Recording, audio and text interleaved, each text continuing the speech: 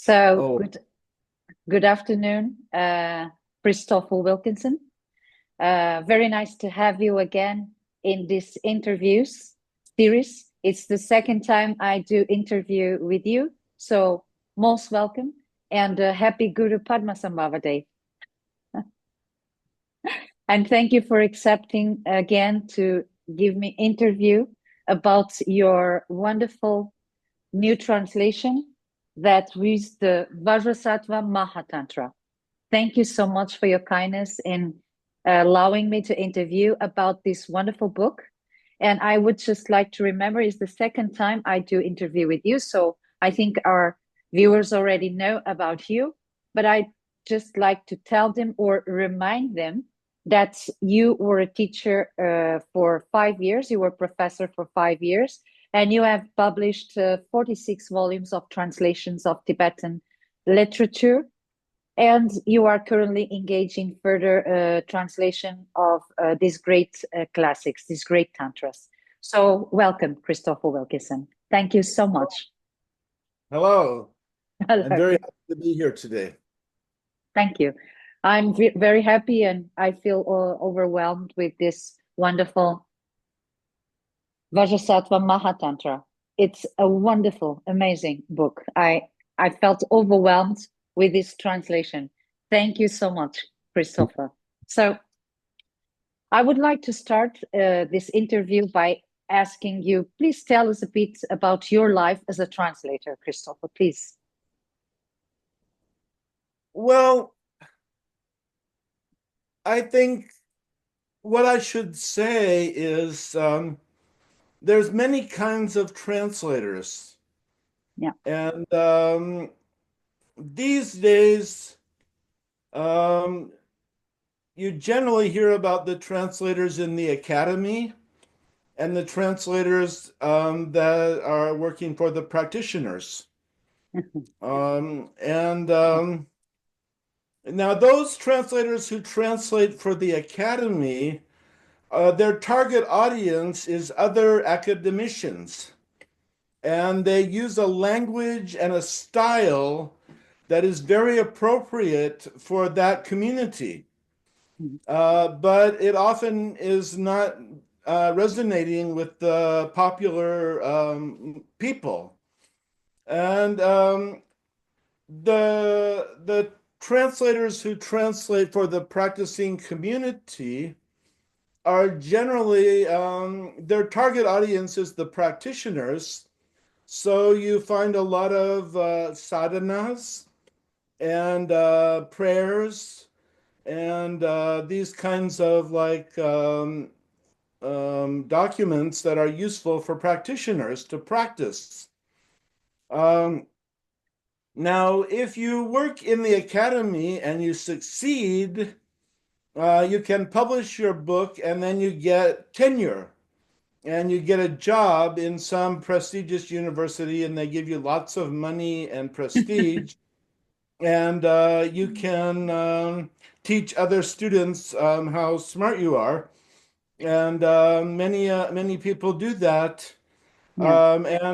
They are rewarded by the recognition they get in the academic community, and that's nothing to be despised. Mm. It's wonderful. Now, those translators who translate for the practicing community are often having a hard time with money because after you've translated a few sadhanas, what can you do for cash, you know? And so these translators are very much dependent on the generosity of the practicing community. And there are many translators who are making it that way. Now, there's another kind of translator, Yeah. and that's called a Lotsawa. Yes. Now, a Lotsawa is not translating for the academic community or the practicing community or some other community, and they're not translating so that they can get a grant from some foundation Yes. or so that they can get a tenured position in a university or so that they can get a nice opportunity in this world. And they're also generally not translating for the practicing community in terms of their daily practice needs, because those books are pretty much already translated. Yeah. Lotsawa translates for the sheer beauty and power and wonder of the text itself. And it's a hermetic process. It's a mercurial process of bringing something from one language into a new language, and hopefully capturing the meaning in a way that will actually be meaningful to the readers. And the readers are the target audience. And in my case, my target audience is educated people who know English. Yes. I do not limit my target audience to the Buddhist community, Yes. or the Vajrayana community, or the American community, or what. I don't have any like group that I'm appealing to. I'm translating for the as an act of worship. Yes. And the translation is there as an offering. And if people want to read it and they enjoy that, then it's a good offering. And I don't try to make a lot of money. I try to survive. But I'm not looking for any big prestigious job in a university, and I'm not trying to become a guru. You find that the translators who translate for the academic community generally want to become professors. And the translators who translate for the practicing community generally turn out to be lamas. And as the years go by, many of these translators are now lamas. And yes. And I am not a lama, and I am not a professor. I'm a Lotsawa. And I'm not translating to try to get something out of it for the sake of some recognition or for the world. I'm translating it because I really love this literature. And this is like coming from my own heart. Yeah. That this is what I care about, and this is what I've put my entire life into. And I sit down every day, really like in a magical state of just being very, very happy to be doing the thing that I love the most. And that's the reward in itself. Yes. So that's something. That's what I think about being a translator. This is about your life as a translator. In this case, I will say from now on, Lotsawa, okay? There is a difference in being a translator and Lotsawa. So thank you very much for this amazing explanation, Chris. And I think that's why I really like so much your translations, because I really feel they come from your heart and they are very genuine, which I deeply appreciate it. So thank you for this amazing explanation of your life as a translator and as how you embody the translation. That is very different than just picking a book or picking a text and just playing with words. So I deeply, deeply rejoice with your words, and thank you for bringing joy to my heart with this wonderful explanation of what is a Lotsawa. Thank you. Thank you very much. And about a bit about your book, that I was overwhelmed, fascinated. First, because I must confess that I myself, I feel a deep connection with Vajra Satva. So for me, it's very special in a certain sense. I feel deeply related with the translation also. I could feel it deeply, maybe because of my connection with Vajra Satva. I think we already talked about this before. But what I would really like to know, because I think our readers, um, our viewers, and the readers of this book may question themselves when they pick this book and begin to read this book. I think they will like to know, like where this teaching come from, Christopher. Where this teaching came from, please. This book is an amazing book. It is, indeed. Now, it may be that this is the first science fiction novel that was ever written on the face of the earth. Or it may be that this is actually recounting something that happened in history. We don't know. But if you read it, very early in the book, it tells you that winged beings that were hybrid beings, they're like different heads and different bodies, unlike anything you see on Earth, flew down from outer space and brought with them a goddess whose name is light, light. Marichi. Marichi. Yeah. But I translated her name, but they brought this goddess of light and they transmitted this to a fellow named Garab Dorje.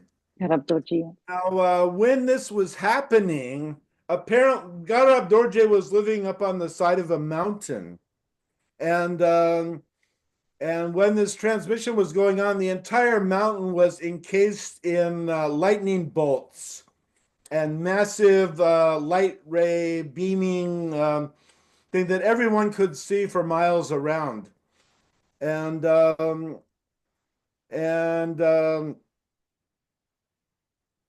then this transmission was handed down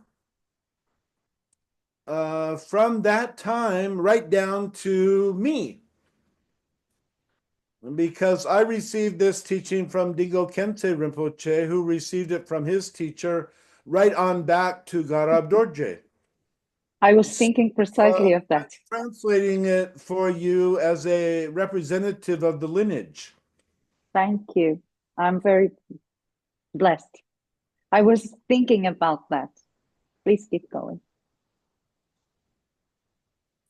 So what we have here is an account of a vision of reality and of the meaning of our lives that is unlike anything you're going to see on the planet Earth. It's a completely different view. It's startling and astounding. And many people have given their lives to find this. Many people have traveled, like in the old days in Tibet, they would walk to India, like hundreds of miles on foot, just to try to meet some guru who had the teaching. And they would give their whole life, they would give all their gold and all their wealth and everything just for a few hours with a competent teacher. Yes. And so these teachings were highly valued. And like the Tibetan government under Trisong Detsen was actively sending people to India, searching out the ancient wisdom. And Vairochana was one of those people. In fact, he was the main one. And Vairochana is the guy that translated the Tantra that we're now reading. Yes. So this guy actually walked like about 900 miles over the Himalaya mountains into India. And he lived in India for over 30 years. And so he really did know Sanskrit really well, and he really knew Tibetan. His when you read Vairochana's translations, the quality of his Tibetan is outstanding. It's not difficult to find the meaning. He uses his words well. Mm. And different translators have different styles. And we know that about English translators. You know, my translations don't sound like Jeffrey Hopkins's translations. Mm. And people know that. You don't need to see my name or his name. You just know that it's a different style. Mm. And it's the same with the Tibetan translators. They each have their own unique styles. And Vairochana is a very clear writer, which helps a lot. And where were we going with that? We're going where this teaching comes from. So I told you that these beings from outer space transmitted it to Garab Dorje. He transmitted it to a guy named Manjushri Mitra. And he transmitted it to a guy named Śrī Singha. Now, Śrī Singha was a fellow from Chinese Turkestan, Shokyam in Chinese Turkestan. And when he was younger, he went and spent years of his life at Wu Taishan. And then he went to India. So this fellow was a world traveler back in the days when you needed to ride camels for hundreds of miles. You know, to get from China to India back in those days was a life-threatening trip. And he did it. And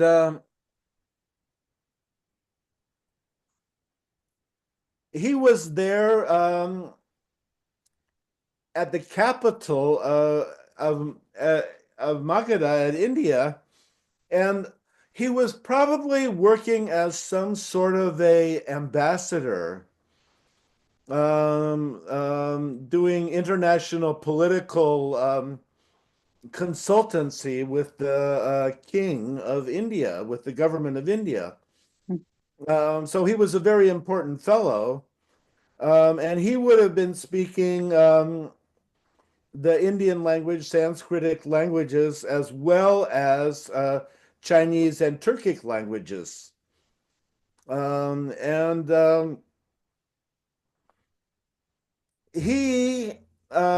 Vairochana managed to find this Śrī Singha, and they formed a bond. And they worked together for 30 years. And you can do a lot in 30 years, and he did. I mean, the work of Vairochana is vast. Yes. It's like almost superhuman, what he was able to do. And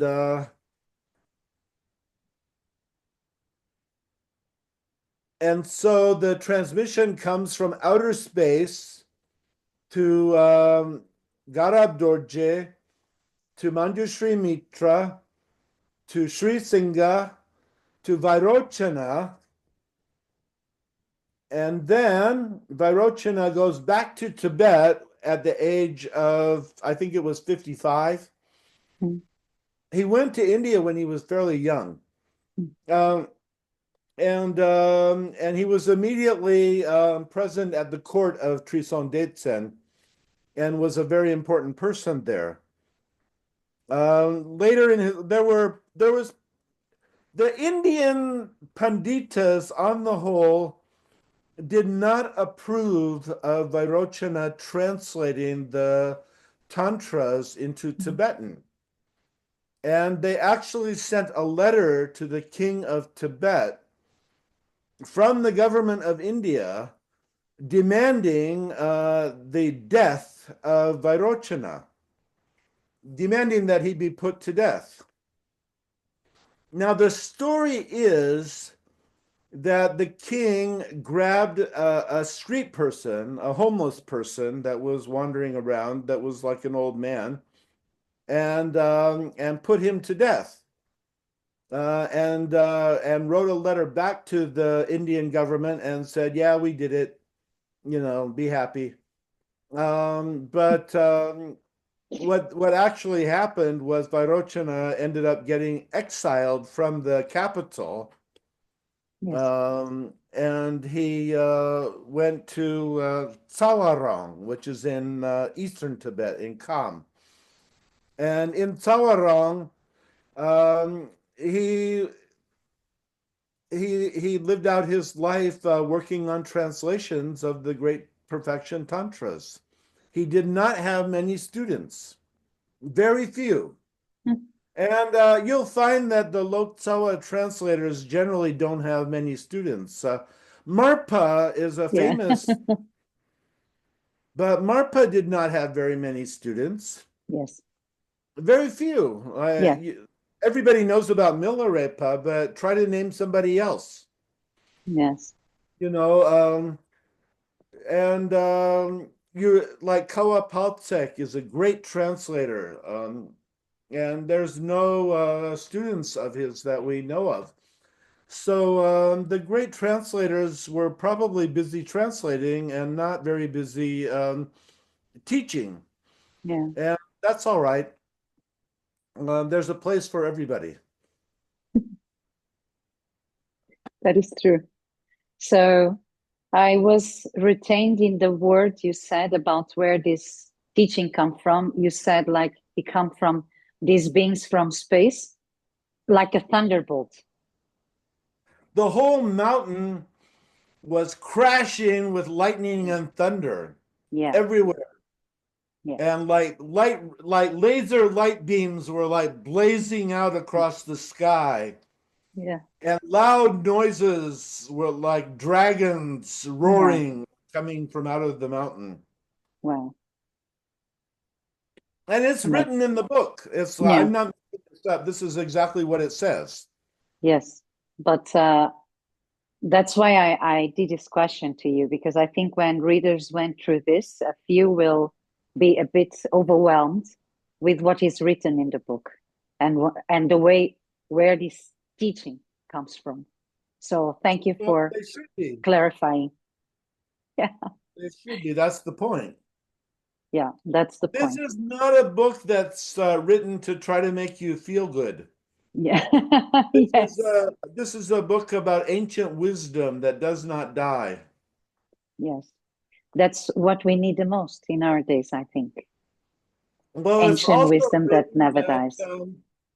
They say that in the future there will be people, and it describes the people of the future. Yes. And it's just really the fact of the matter is that we are the people of the future. And that it says clearly that these books were meant to come out at the time of... so what we really have here is a time capsule. Yeah. And what we really have here is a communique. This book is a communique from outer space. Yeah. Very good. That's why you said it's the first piece of science fiction. That's why it's called Equal to the End of the Sky. Uniting in our equality with the end of the sky. Exactly. We join together in our infinity. Yes, exactly. Yeah, that's really perfect. Thank you so much for explaining so clearly, Chris. And it's pretty amazing. I must tell you, it's pretty amazing. So now I will go through other question about the book. That is, what is the meaning of Vajrasattva MahaTantra? Well, there's two words there. One is Vajrasattva, and one is MahaTantra. Now, the easy one is MahaTantra. Maha means big, and Tantra means book. Tantras are generally books that are about secret things. So it's a big book about secret things. Well, now the word Vajrasattva is the name of a Buddha. But if I say that, you might think that Vajrasattva is some Buddha that's out there in some place. Yeah. And you might go hunting for him somewhere. Yes. And people do that. They go on pilgrimage. Vajra in Tibetan is dorje. Yes. Now, in Sanskrit is Vajra. It comes from the root Vajra. And Vajra means to transform. Now, the Tibetans translate it as dorje. Do is simple. It means a stone. Plain and simple. It's a stone. It's a rock. Je comes from the verb bao rajata jadrimu je. It means to transform. So a dorje is a stone of transformation, a philosopher's stone. Yeah. And so Vajra is a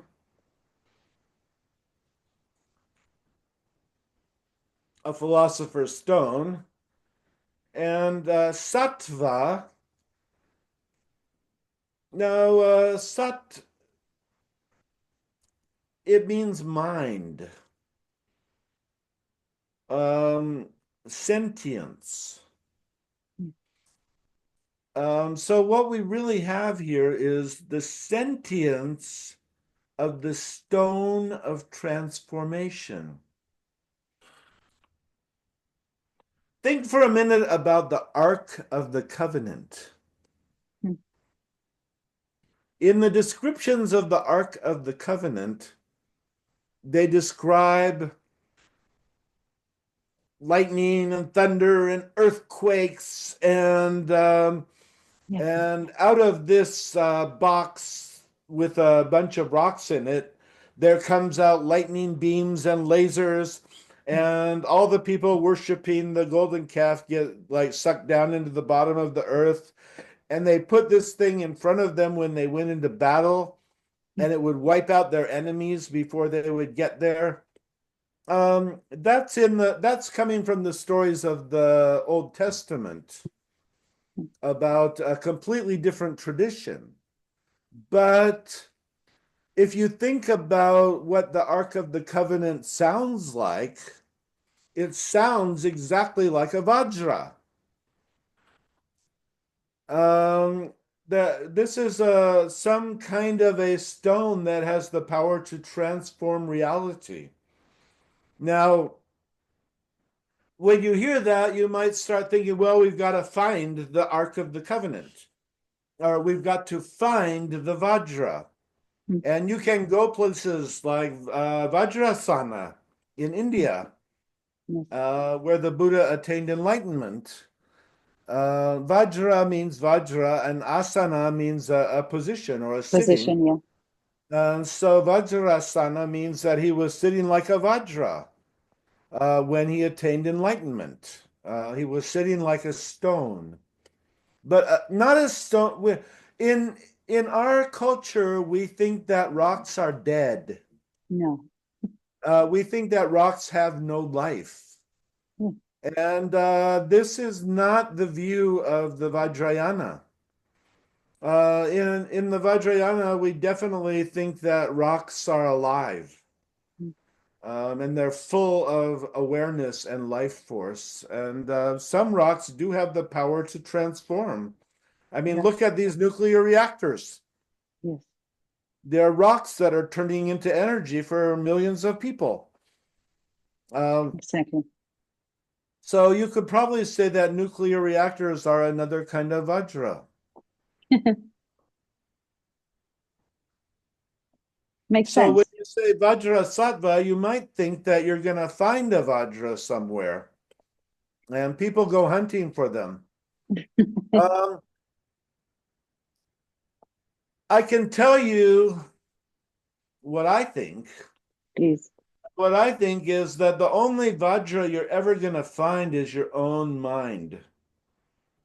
And you can run around the whole world and you can spend a ton of money and you can buy 10,000 tankas and you can collect all kinds of weird metal images and implements and you can get them made out of gold and silver and you can get all Brocades. amazing things. But the real power of transformation that you have, you don't need to look for. Your own mind is your power to change your life. And it's not out there anywhere. It's right with you right now. And when you know that, then you're a practitioner of the Vajrayana. And if you don't know that, then you might be some kind of imposter. That's my idea. Yeah, that's pretty deep idea. And I would dare to say it's very connected with Dzogchen. So it's pretty amazing and very deep, vast. And you put just in very simple words, which is really the meaning that you really understand what you are saying. Because when we can put things in very simple words, it's because we really understand them. So thank you very much, Chris, for this amazing explanation of what is the Vajrasattva MahaTantra. This is incredible. Thank you. And I don't know if you have much to say about this, the Vajrasattva MahaTantra and the meaning. I mean, this deep meaning, because for that, I think we really need to go into the book to understand the deep meaning, the mind, our mind. I really believe that you have to actually read the book. Yes, actually, you really need to go into the book. Absolutely. I mean, one thing you have to know about the Dzoghchen. Yeah. Well, I should say we've basically got two kinds of Dzogchen going right now. We've got the Dzogchen of the original Tantras. Yes. And we've got Dzogchen that's coming from various transmissions of termas. Yes. Now, most of the transmissions of the terma traditions have somehow accommodated themselves to Mahayoga practices. Yes. And that is that they have found an equivalence of the Mahamudra transmission and the Great Perfection transmission. Now, what's important to know about the Mahamudra transmission is that you reach an understanding of the Mahamudra by going through stages. Yeah. That is, you go through a stage of generating yourself as a deity and coming to a realization of your own divine being. And that involves visualization. You visualize that you are a deity, and you visualize that the world around you is some sort of heaven. Yes. And you imagine that everything is perfect and beautiful. Yes. Well, then you collapse that imagination. Usually, in almost every sadhana, you see Om Swabhava Sarva Dharma Swabhava Shuddho Am.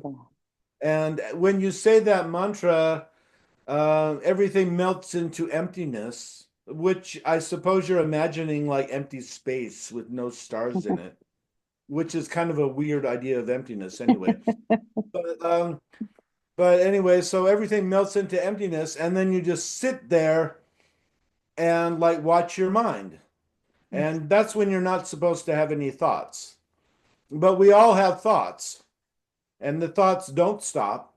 So you get a chance to watch yourself thinking. And that's a good experience. And when you have somehow come to terms with your own mind, then you call that the Mahamudra. Now, the Dzogchen, or the Great Perfection, it might very well be that the ultimate realization is no different than the Mahamudra.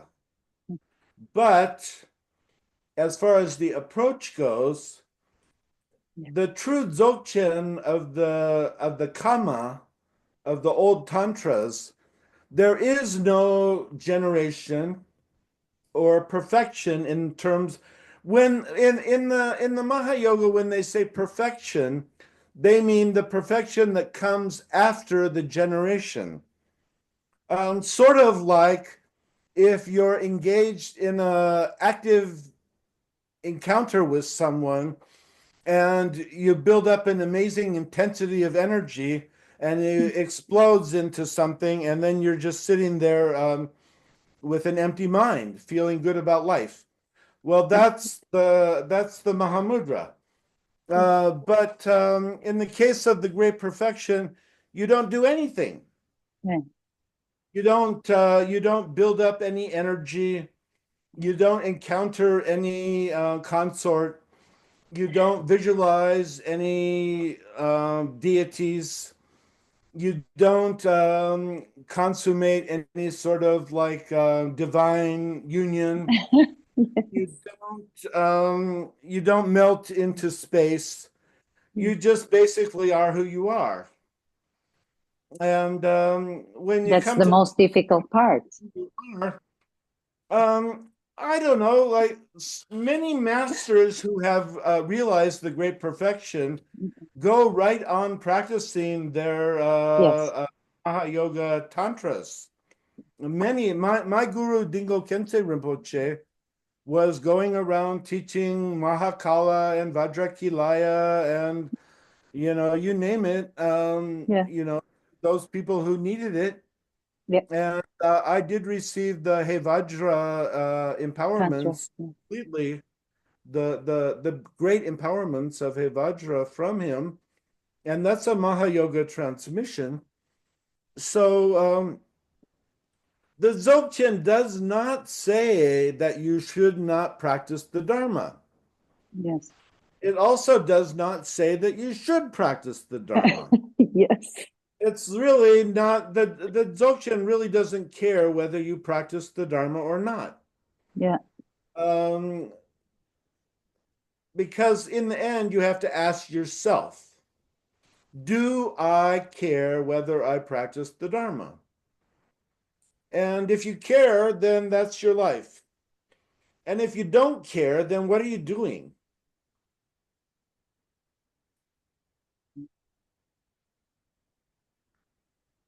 I was going to enter into the Dzogchen approach after one question, but you already got straight to the point. So you went straight forward. I was saying, wow, let me go slowly, But no, yeah, that is true. You are absolutely right. This is a wonderful conversation. And I'm listening with full of joy and overwhelmed because, it's really, for me, it's a teaching. I must tell you, that's why I really love to interview you, is because I learn a lot, and to hear you, and because you really have a very special, how can I say, personality, a really very special way from your heart, and it's incredible.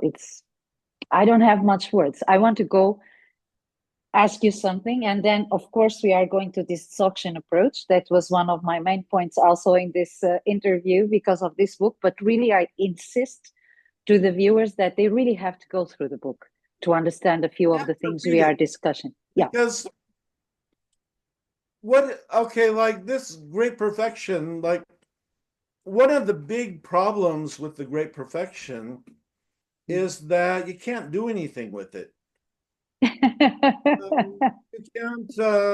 You can't really set up a center. You can't really buy land.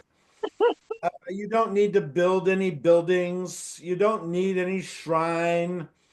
You don't need any deities on the wall. You don't need any like special stuff. Yeah. Yeah. This great perfection, like you can't really sell it. Yeah. You can't really, and you can't really even follow it. Yeah. There's nothing there to follow. So it's very hard to have a genuine Dzogchen community Yeah. because there's, what you end up having to do is create practices. Yeah. And so you get a bunch of people together and they can meditate together and sing together and dance together. And, you create a community of happy people. And that's a good thing. But there's nothing about the Dzogchen that requires that. There's Mm. no some people love to have community events and some people don't. There's nothing in the Dzogchen either way.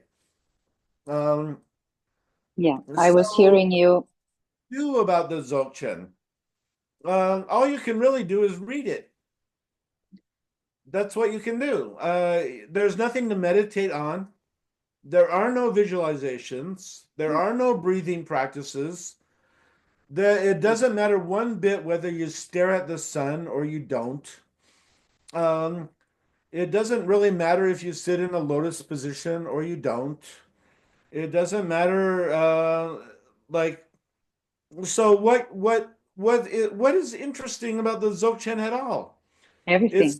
really reading, Yeah. and when you read Everything. this, it makes you think about your own life in a different way. And it's sort of like if you take a cup of black coffee and you take a few drops of milk and drop it in there, the whole coffee turns white. And it's like if you're a person, I myself have some eye problems. Mm. I know about bad eyes. Mm. And if you put on your glasses, suddenly the world is like crystal clear. And you take them off and it's all kind of hazy out there. Um, well, the Dzogchen is like putting on a perfect pair of glasses. And you look out there and you see everything in crystal clear effervescence. And that's a good experience. It's Yeah. worth it.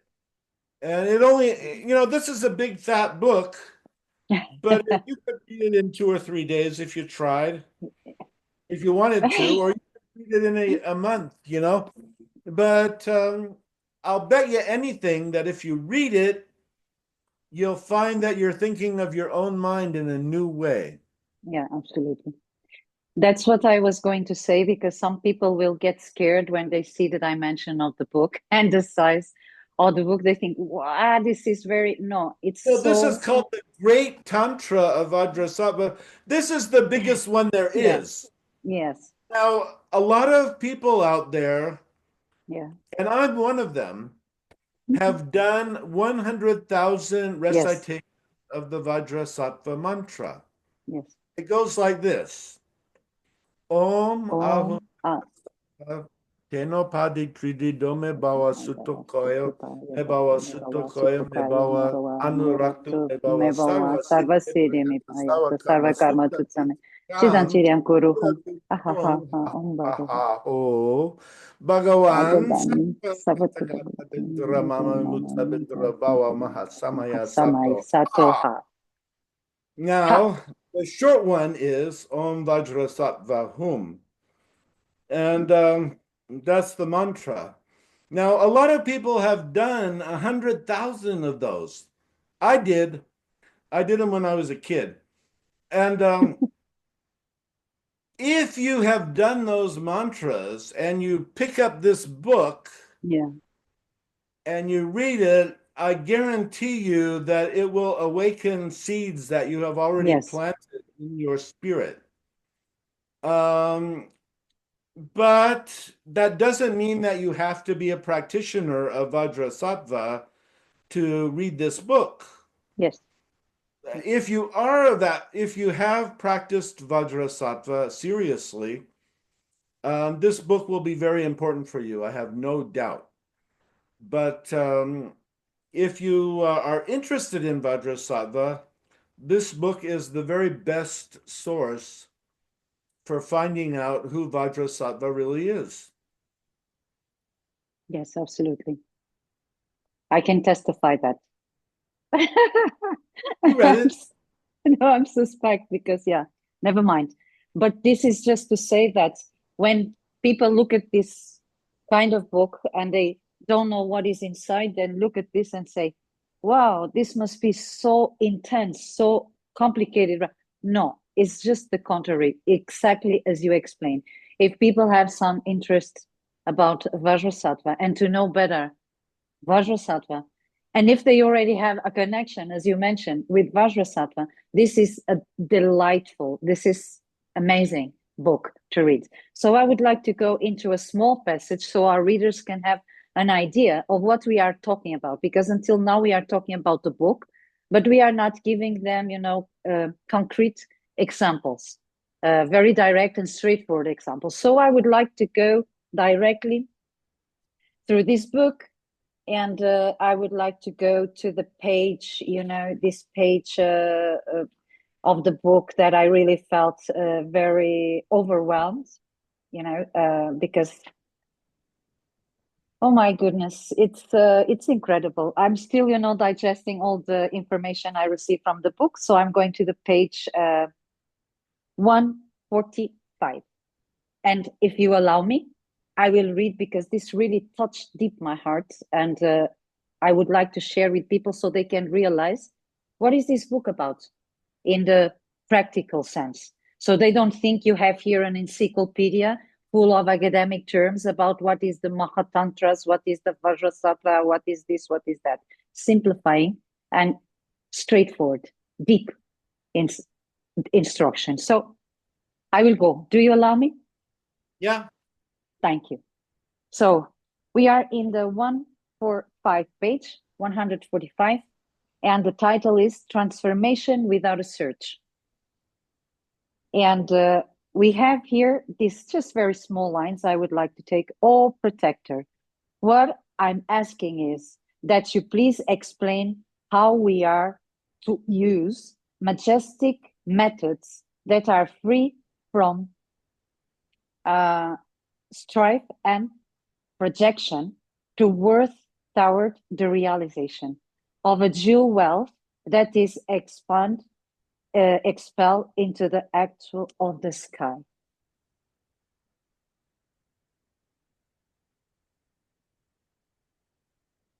Yeah. Well, this is every chapter starts out with somebody asking the enlightened one to explain something. Yeah. And then the enlightened one goes on to explain it. So what you get first is the question. Yeah. And that's what you have here. Yeah. Is that what I'm asking? Yeah, is. He wants majestic methods that are free from strife and projection to work. Yeah. Okay, well, what we're after here is a jewel wealth that is equal to the end of the sky. Yes. So we need some majestic methods to get rich quick. And in fact, we want to be so rich that the planet Earth is like small potatoes. Like owning the moon would be like nothing, You want to talk about people who own galaxies? Yes. Well, what about people who own universes? In the view of the great perfection, time and space are infinite.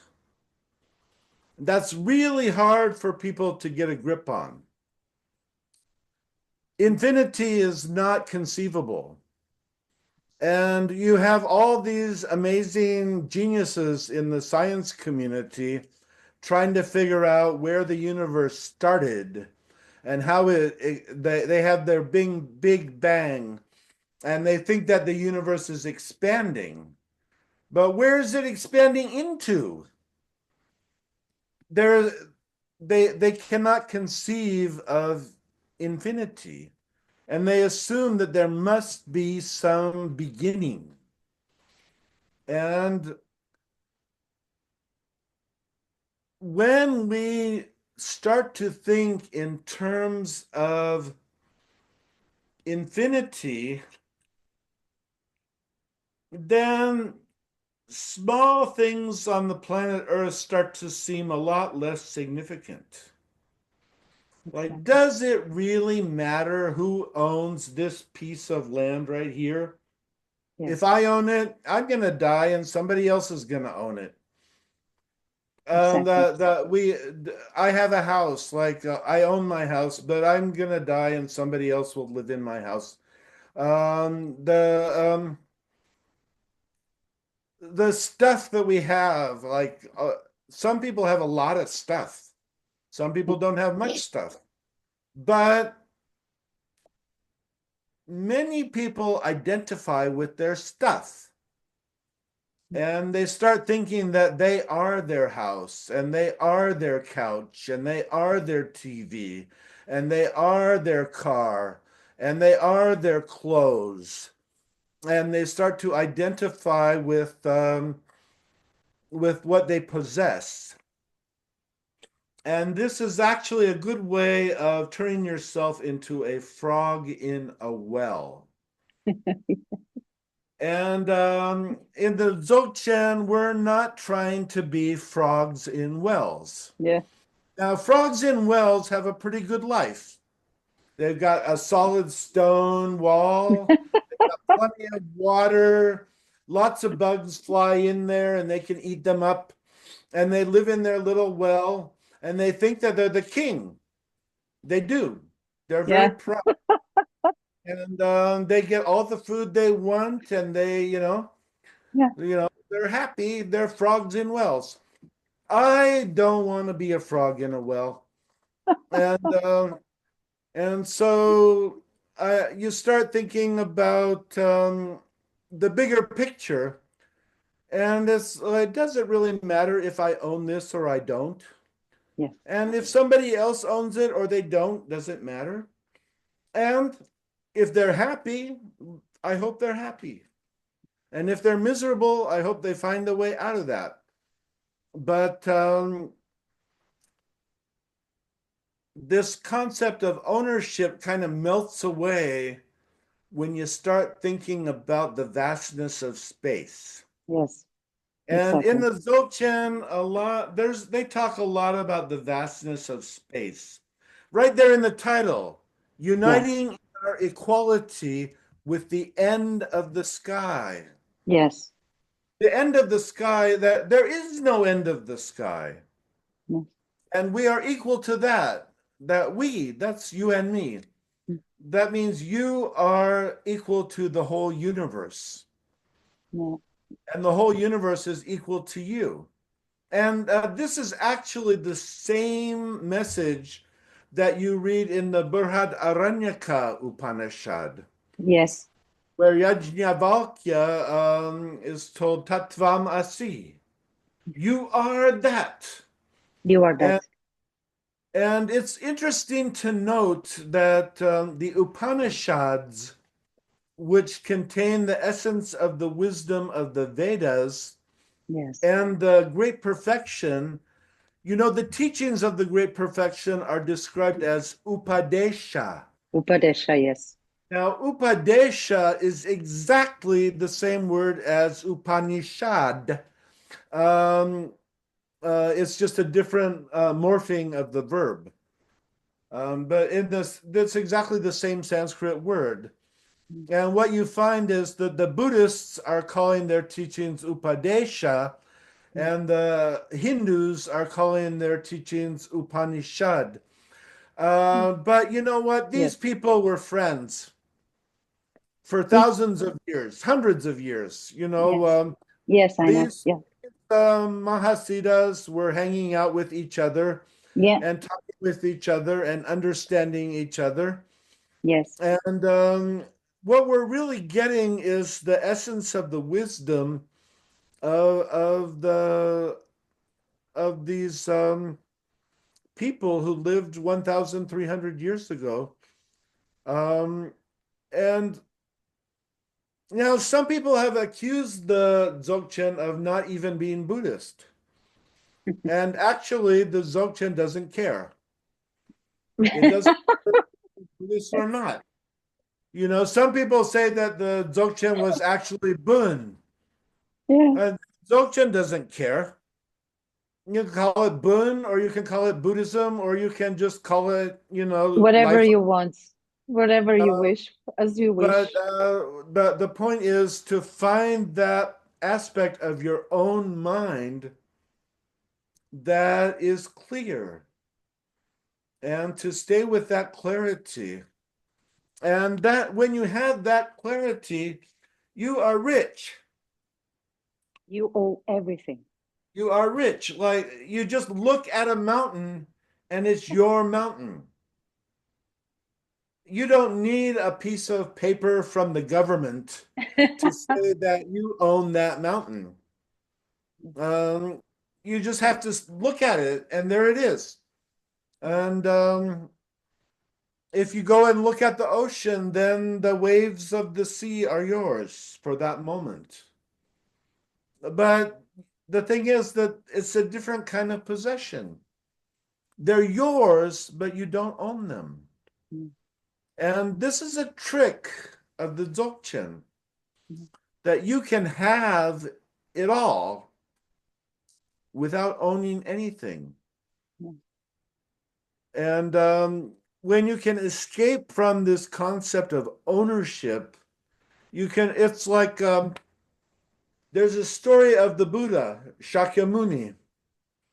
And this is recorded in the Nikayas. And one day the Buddha was walking along on the road, and coming up the road in the other direction was this man he had a little cotton cloth around his waist, and he had no shirt, and he was carrying, lugged over his shoulder, a big dead fish. And he was walking in the hot sun. And he had caught this fish, and he was carrying it back to his village, hoping to eat it with his family and villagers.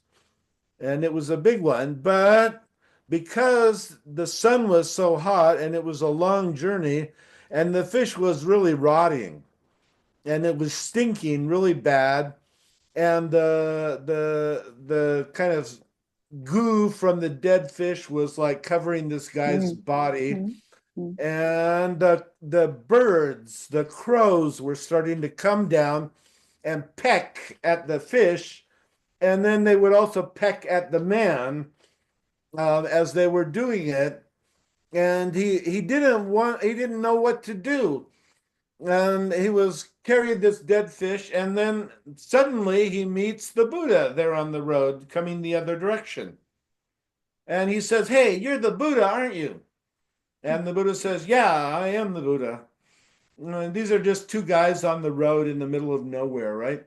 And he said, "Yeah, I'm the Buddha." And he says, "Well, what do I do? I need to get this fish home to my village, but it's rotted, and I'm being pecked by these birds, and I don't know what to do." And the Buddha said, "Well, just throw the fish in the ditch."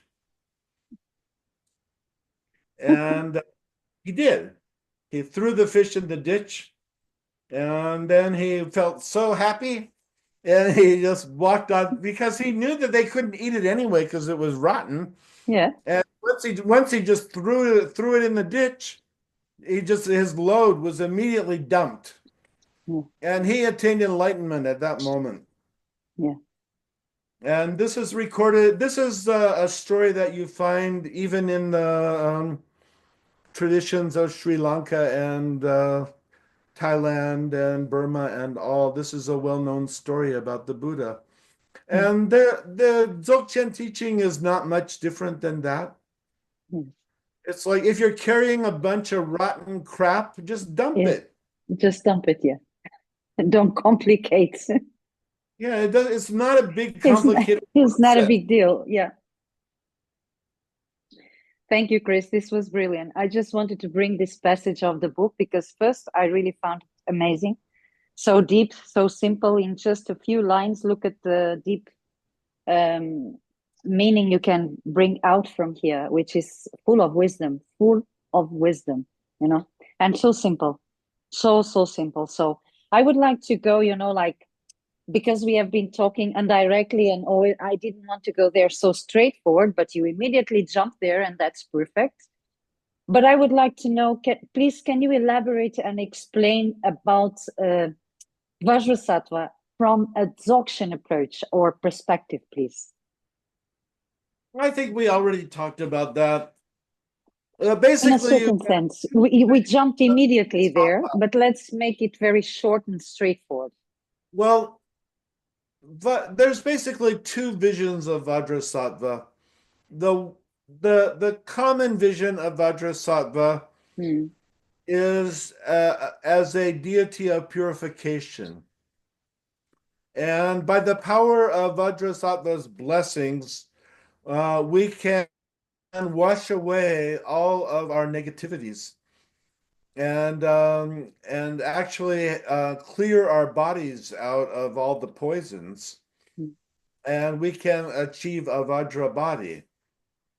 And that's talking about this physical body that we're in now. That's not talking about some strange creature that we're going to transform into. Okay. Our but the basic problem with purification is that you start out with the assumption that there's something wrong with you. That you have something to Start purify out from. with the assumption that you're full of negativities. You start out with the assumption that you have a bunch of problems. And not only do you have these problems, but you are these problems. And you start out with the assumption, in some languages, they talk about sin. And people feel like they're sinners and they're born in sin. And they talk about original sin. And they think that the basic character of living beings is evil and that we need to be redeemed. Some people just feel like they have personal problems.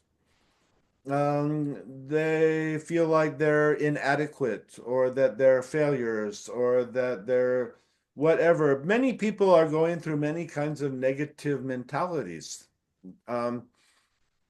What this view of Vajrasattva has to offer is that we are fundamentally and basically good. And the universe is good. And life is good. And that's why we talk about the all good one, Samantabhadra. Samantabhadra. It's all good. In the view of the great perfection, it's all good. In fact, even these problems that we think we have are good. Yep. And even the stuff that we think we have to go through Yeah. is actually good. I have been in states of mind in my life where I was very depressed, and I could not see the goodness in anything. And I know how that feels. And I have actually learned a lot from reading these tantras. And I have learned a way of thinking of my own life and my own problems in a way that I see that if I hadn't have gone through some of the adventures that I did, I would not be a good translator.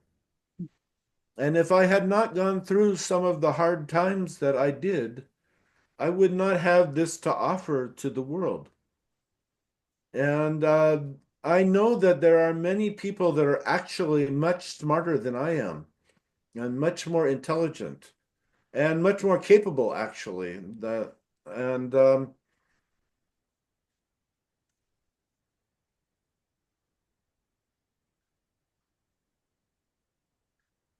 I have learned to see a basic goodness. And this has helped me a lot in my own life. And this is something that I want to share. Thank you. Because I feel like so many people are busy all the time looking for reasons to be miserable. And you can be miserable about your personal problems or your relationships or about the government or about the environment or about the economy or about the state of the union or about whatever it is that bothers you. You can fill your mind with worries and ups and negativities. And at the end of the day, you go to bed and you get up the next day. And are you going to spend your life being happy? Or are you going to spend your life looking for more and more reasons to hate the world and to hate yourself? Well, I'm an old man. I don't have time to look for more reasons to hate myself. So I've decided to be happy. Oh, what a good decision. Let me join you. It's pretty overwhelming. Yeah. You look this really, as you said, we already have went through this because we jumped straight forward to the Dzogchen. I was trying to go slowly, but you know, it happens. We have to take everything that occurs in the path, isn't it? So that's the point. And I It's would like, very important.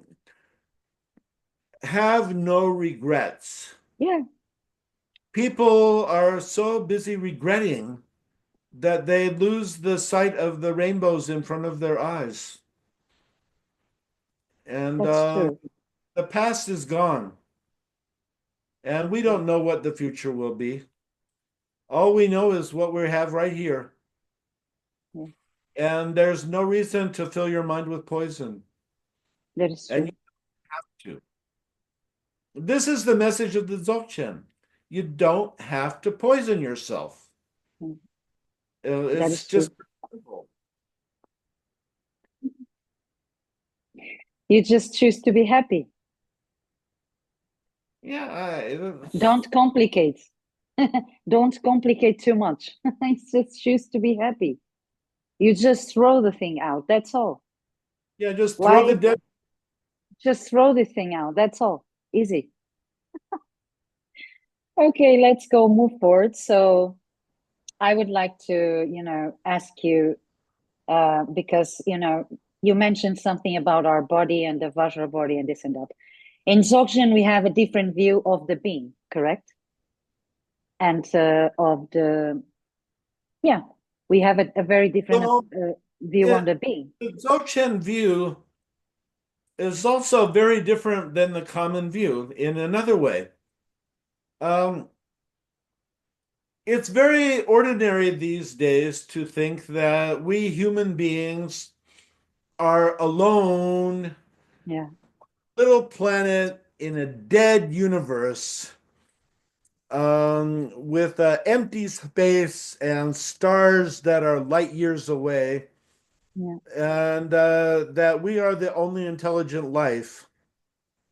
And we actually spend billions of dollars looking for life out there with our fancy equipment. Well, or either that, or we're setting up interstellar communication devices. Um, I don't know what we're actually doing, but anyway, we're spending a lot of money building devices that can look out into space. But if you don't happen to have a few $1 billion for a device, you can like go out in the evening and take a look at the night sky and look at the stars out there. And this is what people have actually been doing for a million years. And Yeah. in the view of the Dzogchen, the universe is alive Yeah. and the universe is sentient. Yeah. And all those stars out there are beings. Yeah. And all those nebula and galaxies and all of those things are beings. And there are amazing beings that fly through the blackness of space. And these are described in the In the tantras. yes. Um, Precisely. these are described, and it's not the case that it's a dead universe with a few living humans on a little planet. It's probably true that the universe is all full of life everywhere, and it's very arrogant to assume that a carbon-based life form with two eyes and two ears and a mouth is actually the consummate creation of all reality. Sentient beings take on all kinds of forms. Yes.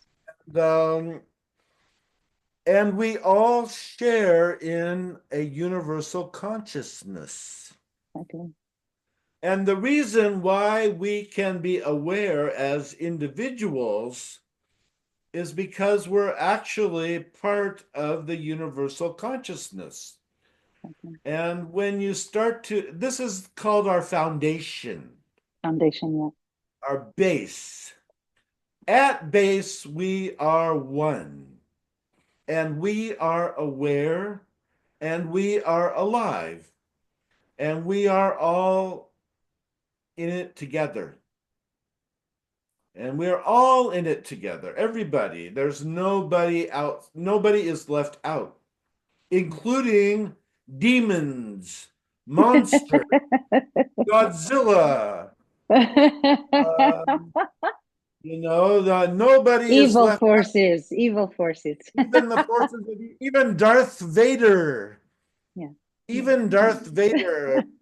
No, he has some basic goodness. Yes. He did. It actually came out in the story that in the end he did have some basic goodness. Yeah. So even Darth Vader turns out to be basically good. This is in agreement with the Dzogchen kind of view. Yeah. Absolutely. This is in agreement with the Dzogchen point of view. And well, because we are, on time, like almost 1 hour and 30 minutes, so which I could be here, 3 hours, honestly, because there is so much to explore in the book. Now I was in the page 213, 213. And just to bring, a bit of more of a joy and taste to the readers, the future readers, because I'm sure, many people will love to see this and read this book. I'm sure. I'm absolutely sure. I can assure you. I talk by my own experience, and I know when they put their eyes in these very small verses and these wonderful words and translation, they will, wow, this is like something is, as you said, a thunderbolt in their mind. Something will shift. So in the page, can I go there?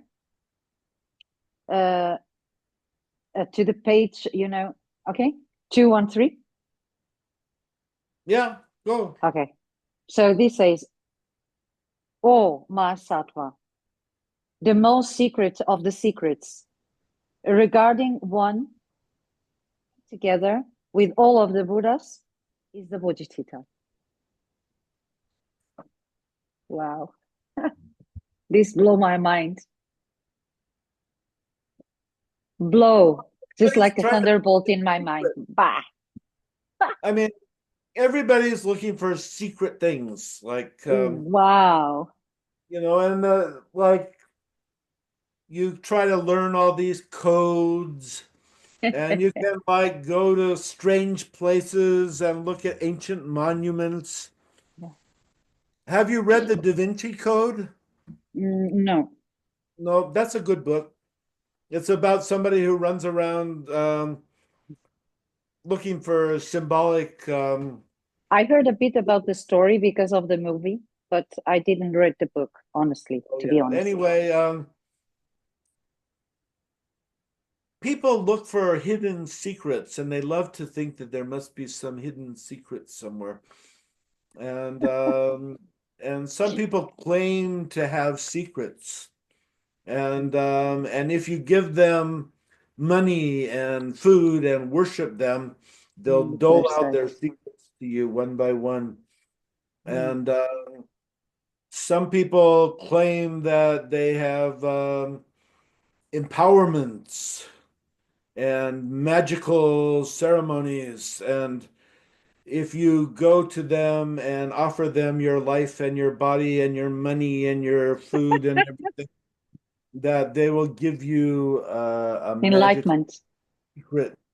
And then you find people running around looking for the kind of people that they can buy secrets from.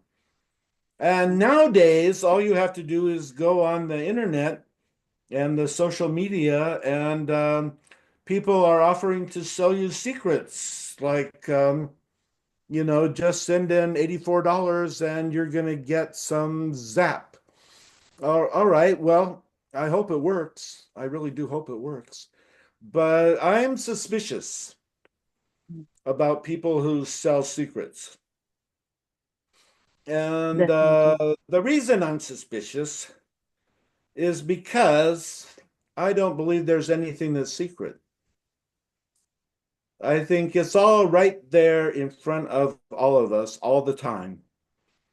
And there's nothing hidden. There is no hidden agenda. There is no super secret society. There is no plot. There is nothing. There's nothing going on. It's each one of us is living our own little lives. And the biggest secret you're ever going to find is the happiness in your own mind. And if you can find that, then all those other secrets are not going to be very important. Look at those Indiana Jones movies. I love them. This guy is like going out there and finding the lost ark and the chalice of the holy. What is that? The chalice that Jesus drank from, and the chalice, amazing things, and he's having all these incredible adventures. But at the end of the day, he eats his dinner, he goes to bed, he gets up in the next day, and he has another adventure. It's a question of like people are desperate for searching for magic. It's very important to have a sense of adventure and magic in your life. Yes, that's the point. When we say there are no secrets, it doesn't mean that it's all boring. Yes. In fact, it means that it's all very magical and that the secrets are right there waiting for you. And what it really takes is letting down your guard. Yeah, exactly. Surrender. Be vulnerable. Be yourself. Are so busy protecting our egos and our sense of personal identity, and and what we have and what we are and what we think we have some sort of something to protect. And we guard it, and we're frogs in wells. We In a build bubble. up incredible walls of stone, and then we get some nice water, and then we sit there and eat flies. And then we think there must be some secret out there that we don't know. Well, we could just jump out of the well and have a look around, and that would be the end of the secret. Yeah, that is true. We keep going on the same thing. Just throw it away. Just jump from there. Anyway, incredible. Thank you so much, Chris, because this was also for me, just Well, this course. it says in the line that you read, it said the greatest secret is the bodhicitta. Yeah. And you might think that that means something really weird and amazing. Mm-hmm. But the bodhicitta, bodhi means awake. Yeah. And citta means mind. Yeah. So when your mind is awake, that's the only secret that there is. It's just wake up. Wake up. Yeah. Yeah. But this is so brilliant exposed here and in such a simple language, in verse, full of art, full of wisdom. You don't need to elaborate and do hundreds of volumes of things to explain this. So that's what really overwhelmed me and blown my mind, like easy of this, as it is, right? Yeah. Anyway, incredible. Thank you so much. And maybe that's why Dzogchen is not so popular, right? Yeah. Well, the Dzogchen has never been popular. Yeah, because of the approach. Vairochana had a death warrant on him. Śrī Singha was like this strange guy from Chinese Turkestan living in the capital of India. These are unusual people. Yeah. Yeah, very unusual, but quite, amazing. So to finish this, if you allow me, or another thing that is incredible is the cover, the back cover of the book. It's pretty amazing. I will finish with these words and I would like to have your comment on these words because they are full of meaning, full of secrets, magic, whatever people search in such a simple way. This is it. I am that, as it is. So let's go for it. The Tantra that is equal to the end of the sky. We already mentioned that here, wasn't it? Is actually the heart of our own self-originating understanding. It is a transmission of the secrets of all the Buddhas.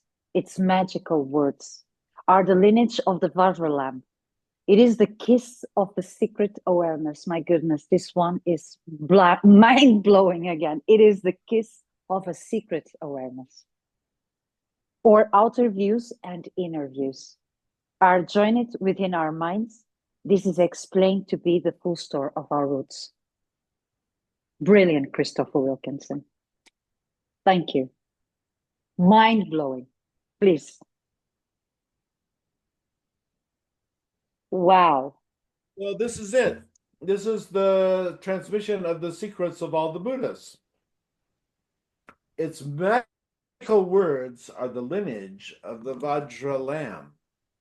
Yeah. Well, lambs are not all over the whole world. Everybody knows that lambs are fresh. Mm. And Vajra, we already know, is a stone of transformation. But in this case, it means like adamantine or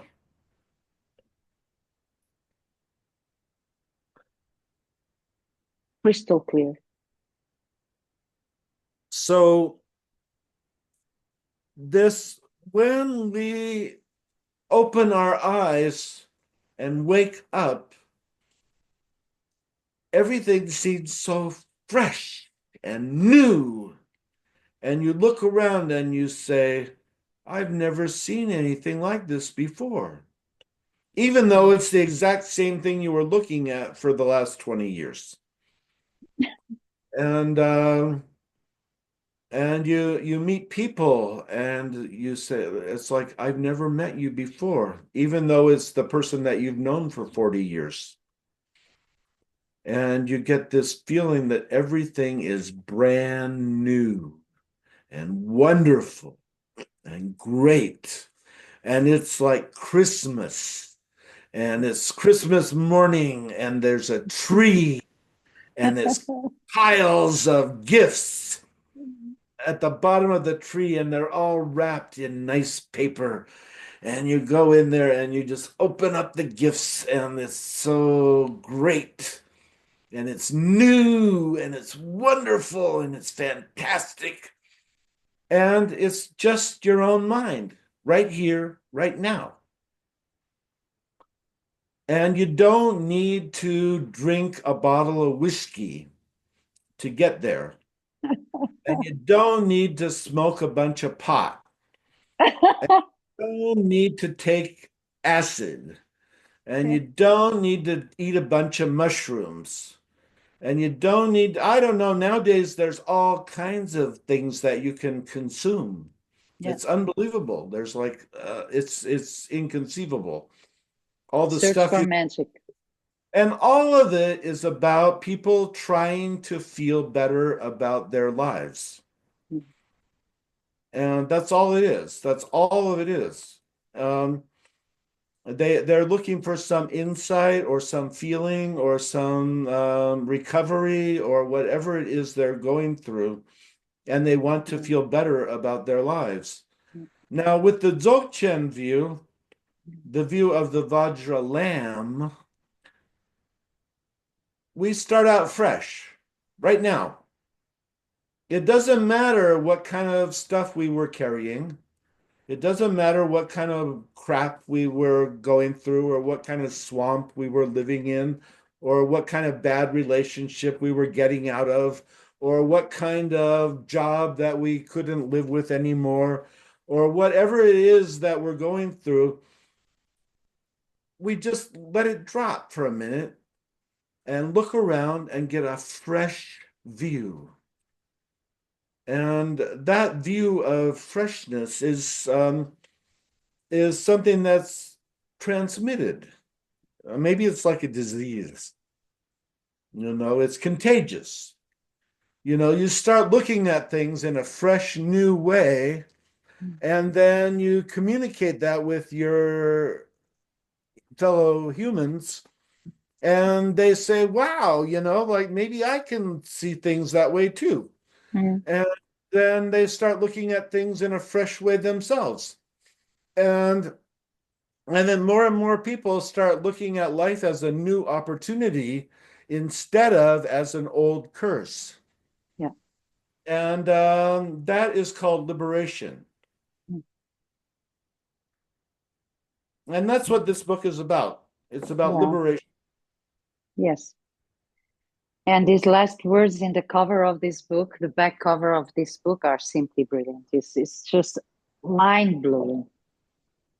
Just like you, Chris, because, every time I talk with you, you have such spontaneous, you manifest so spontaneously. You are so genuine. You talk so much from your heart.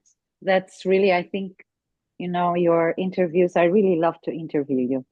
This is really, with all my humbleness, and thank you so much for your time, giving your time that is so generous and explaining everything about this amazing book that I deeply recommend, the Vajrasattva MahaTantra. Please, you can find it on Amazon. Yeah, you can find it on Amazon. You have to go to Amazon. That's the only place you can get it. And if you hate Amazon, then your mind is full of hate.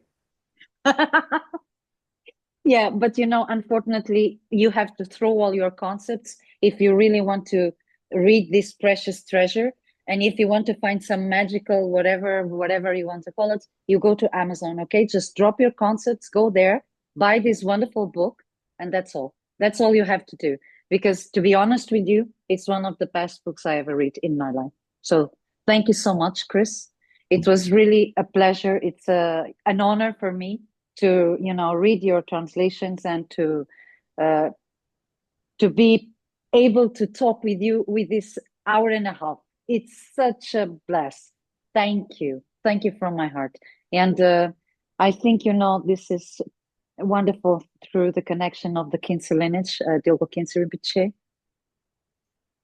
And yeah, I think it's incredible. It's just... It was yeah, definitely one of the most amazing people I met in my life. Yeah.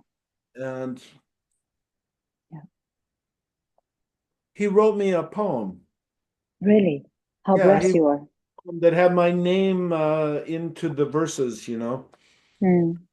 And how awesome. I was able to have a connection with him that was actually personal, which is lucky. Very because lucky. People could only see him when he was sitting up on a throne and giving a ceremony or giving a teaching or something like that. And I actually got to spend a lot of time with him, just one-on-one talking.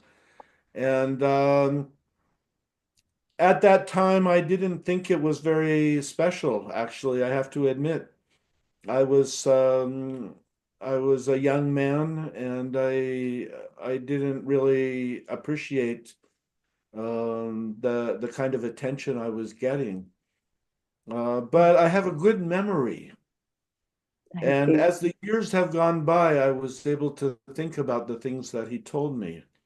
And he was a very magical person, that he could say something and plant seeds in people. Yeah. And then years later, you see amazing flowers blooming. Yeah. And this is all his blessings. Yeah. And, I have done my best to be a channel to let these teachings come through into English. That's what I have done with my life. And all the people that read these books will be able to carry them on into a new future. Yeah. And I wish everybody the best on that. Thank you. What a beautiful channel you are. Wonderful Lotsawa. Thank you so much, Chris. Thank you for these last words that put tears in my eyes. Thank you. Thank you from my heart. And I wish you a wonderful Guru Partner Sambhava Day, if you celebrate, or it doesn't matter. Yes, I just wish you.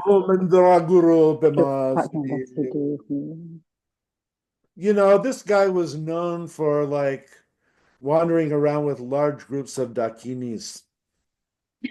And if you saw somebody like that today, it would have to be like Mick Jagger or something. A big rock star, huh? It would have to be a big rock star. Big rock star. He was definitely a hydraulic engineer among many things, because he was able to redivert the rivers in Tibet. Now think about that. Yeah. With the technology of 1,300 years ago, he was able to actually change the course of rivers. Transform the flames they in needed lakes. to dry out the swamps so that the diseases wouldn't keep coming up from the swamps, and they needed to get fresh water into the people, and he was able to actually divert rivers. Yeah. And he was not an ordinary guy. Yeah. He was not an ordinary guy. But in history, there are some extraordinary people. Exactly. And manifest in so many ways, as you said, everything, they have beings. So everything is so perfect as it is. It is. Yeah. It is. It's all just fine. It is. Thank you so much, Chris. I wish you a wonderful evening. And thank you for this interview and for your time again. And I don't know if you want to send some message to the viewers or not. If not, we close here. And I wait for the next interview on this book you are translating now, huh? Please. Oh, right now I'm translating the I Dawn of know. Awareness Tantra. Okay, And it then is amazing. so And please it's the grant best me that few we have minutes next about time. when you talk about the lineage of the Vajra Lamb. This is the very best source that we have on the lineage of the Vajra Lamb. That's for next time.